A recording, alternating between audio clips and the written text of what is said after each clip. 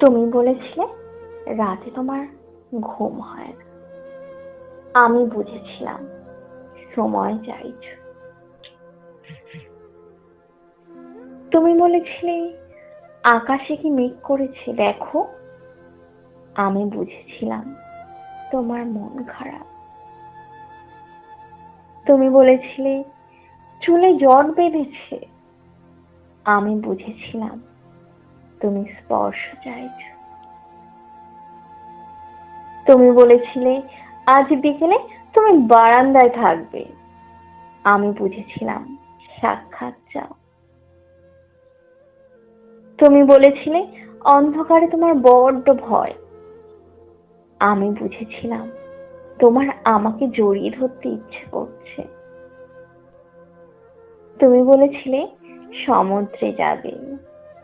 আমি বুঝেছিলাম পাশাপাশি হাত ধরে হাঁটতে চাইছো। তুমি বলেছিলে নীল প্রিয় রং। আমি বুঝেছিলাম তোমার কষ্ট হচ্ছে। তুমি বলেছিলে ঠোঁট ফেটেছে। আমি বুঝেছিলাম চুমু খেতে চাইছো। তুমি বলেছিলে অঙ্ক ভালো লাগে না। আমি বুঝেছিলাম তুমি কবিতা ভালোবাসো। তুমি বলেছিলে আজ তাড়াতাড়ি ঘরে ফিরতে হবে।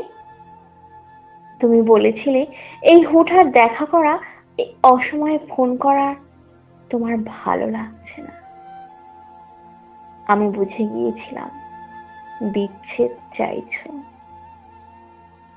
তারপর অলিখিত স্বাক্ষরে তুমি যখন ইনভিজিবল কোর্টে আমার বিরুদ্ধে বিচ্ছেদের মামলা ঠুকে দিলে, আমি বুঝেছিলাম তুমি মুক্তি চাও।